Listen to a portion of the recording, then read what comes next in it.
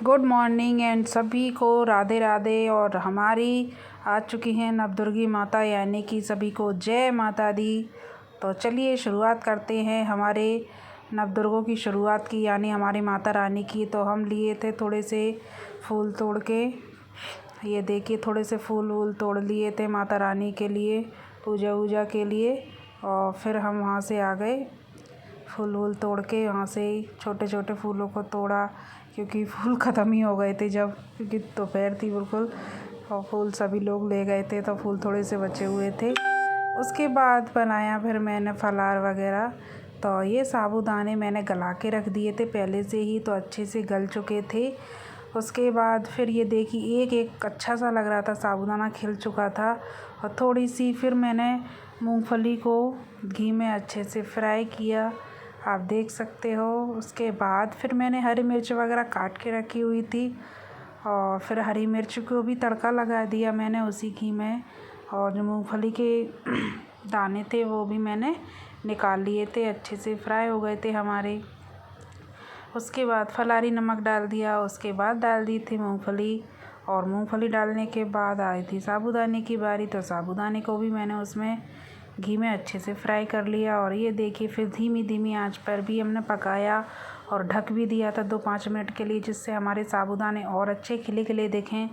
और 2-5 मिनट को ढकने के बाद जब साबूदाने देखे तो बहुत अच्छे से फ्राई भी हो चुके थे, और एक एक खिलकर अच्छे लग रहे थे।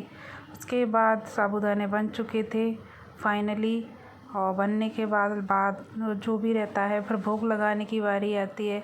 तो मैंने लगाया साबूदाने का भोग और मेरे बाल गोपाल को दिया। उसके बाद फिर हम लोगों ने भी सभी ने खाया। अब बात थी, फलार वगैरह तो हो चुका था,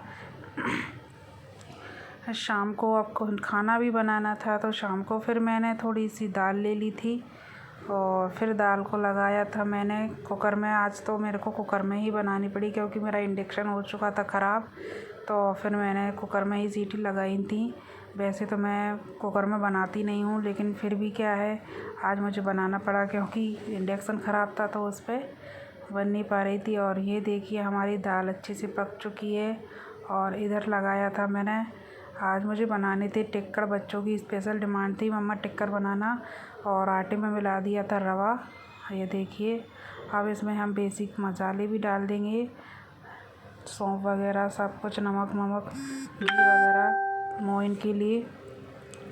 और ये आटा लगा लिया हमने अच्छे से, आप देख सकते हो। ज़्यादा टाइट भी नहीं है और बिल्कुल ज़्यादा सॉफ्ट भी नहीं है, बिल्कुल अच्छा नरम है।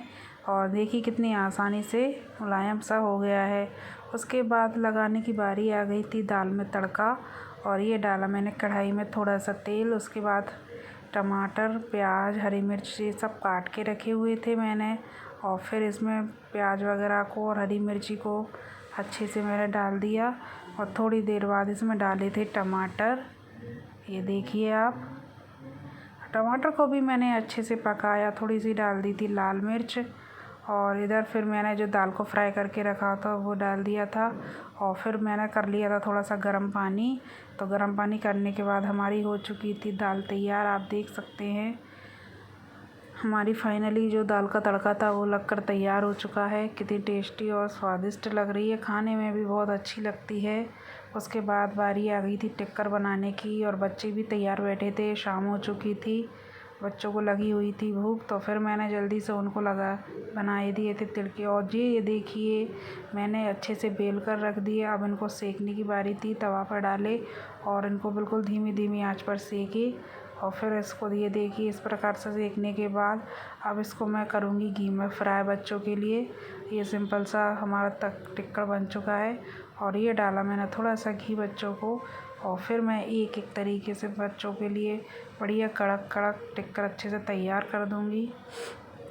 और फाइनली हमारे जो टिक्कर थे वो तैयार हो चुके थे, आप देख सकते हैं। क्रिस्पी हैं और क्रंची भी हैं साथ में, और बिल्कुल माउथ मतलब आपके मुंह में जाके ऐसे पता नहीं लगेगा कि कड़क वड़क, कुछ नहीं, बिल्कुल घुल जाने वाली चीज़ है। और अब देने की बारी थी मेरे बच्चों को, अब मैं जा रही थी उनको दे